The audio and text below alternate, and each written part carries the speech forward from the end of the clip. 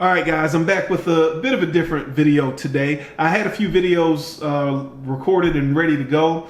However, I just noticed that every week, every 2-3 weeks, there seems to be some video, some thread, some Instagram post that pops up with some talk about some controversy or debacle or the HRC testers. I'm one of those guys.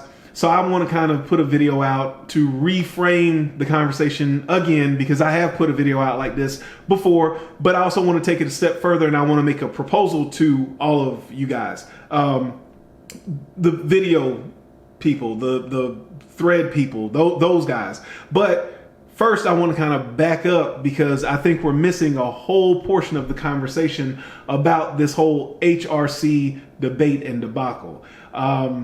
First and foremost, guys, majority of those guys are pure knife hobbyists. They're pure knife consumers.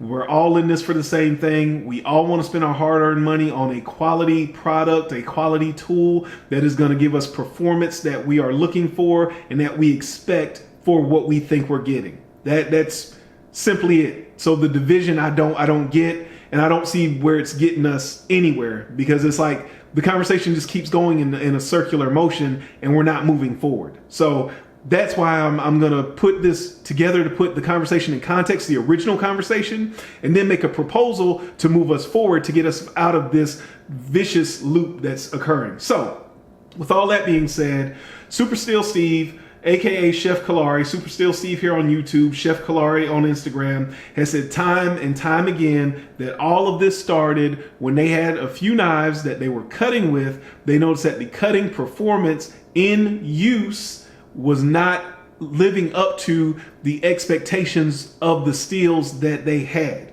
They at that point sent those knives off for Rockwell testing.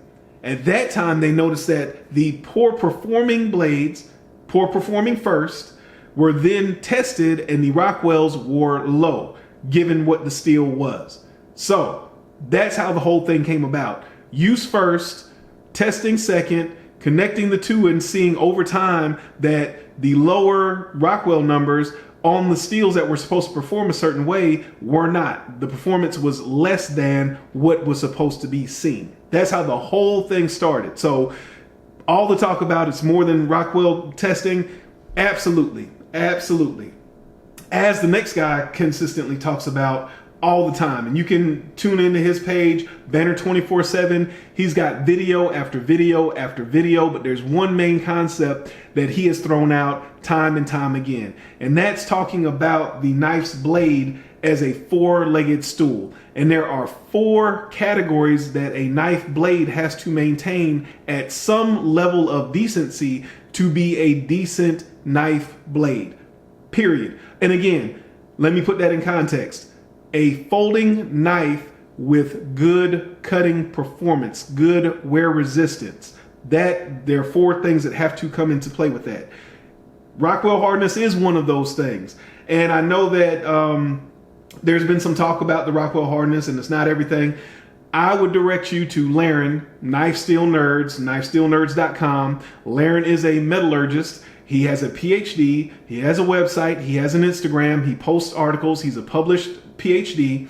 Go check out his latest article about carbides and the hardness of carbides and the role that plays in the performance of a knife's blade steel. Again, well, maybe not again. I don't think I said this. Don't take anybody at their word. There's been a lot of talking. Let's look at some of the people that have some information that are scientists. And I don't mean that in a disrespectful way. What I'm saying is there's also been a lot of talk about this isn't science, that's not science. Laren has PhD after his name. He's a scientist. He's published. He's a scientist. He has several different articles directly related to knife blades. Not steel in general, not machinery, not just some manual somewhere. Specifically research he's done on knife steel and knife steel performance, period. So there's Laren that has talked about some of that stuff. with the HRC, carbides, et cetera, et cetera. That's one of the legs that Banner 24/7 has talked about. Blade geometry. When we're talking about the blade geometry, we're talking about how thick or thin is the blade stock. How thick or thin does the primary grind make the blade at the first grind? And then how is that at the behind the edge thickness? So there is the blade geometry. What does the blade geometry like? Because if you have a knife blade that is very thick, then that knife blade is going to perform very different when you present it to certain types of material than a knife blade that is thinner. Again, generic terms, but that is the general concept of blade geometry. Steel composition. Every single steel has elements in different ratios. Those ratios of that blade steel determine the properties that blade steel should exhibit. So with all of that being said, that is another indicator as to how your knife blade is going to perform. What is the steel's composition? What is its chemical potential is the way that Banner 24/7 puts it. Then the last thing, and K-Knife Switzerland talks about this all the time, and K-Knife Switzerland is his name here on YouTube and on Instagram. He makes knives. That's what he does full time now. So he's a knife maker. So we have a PhD and a knife maker that I'm referencing. He talks about the heat treatment protocol. That's not just how hard the blade is, that's how we got to that hardness. How did we heat that blade? How did we cool that blade? What did we do in between? How fast did we go from one to the other? Et cetera, et cetera, et cetera. That could be a whole video on its own very, very, very easily. That could be several videos. But what happens during this process is you're restructuring the elements and the matrix within the blade steel. And in that process, you could end up with a totally messed up matrix, but you could hit your HRC number. So again, no, HRC is not everything, but as Banner 24/7 has said, and on his channel he has displayed, we have talked about there is more than HRC to be discussed. So again, I don't know how the conversation continues to come back to just HRC. Use and sharpening. So again, Super Steel Steve and Outpost 76. Two guys that do the cardboard cutting, and they also sharpen. You'll hear a lot of the guys that use knives, and now I'm talking about just general guys that you talk to out in the community, and they'll talk about their M390, and they'll say that my M390 performs fine. I ask them, what does fine mean? Fine means it performs in that ballpark of S30. Why are you paying extra for M390 or one of its analogs if it's performing like your S30V? That's it in a nutshell. That's what we're discussing here. We're not at odds with anybody. We just want to know, why would a consumer pay more for something they're not getting?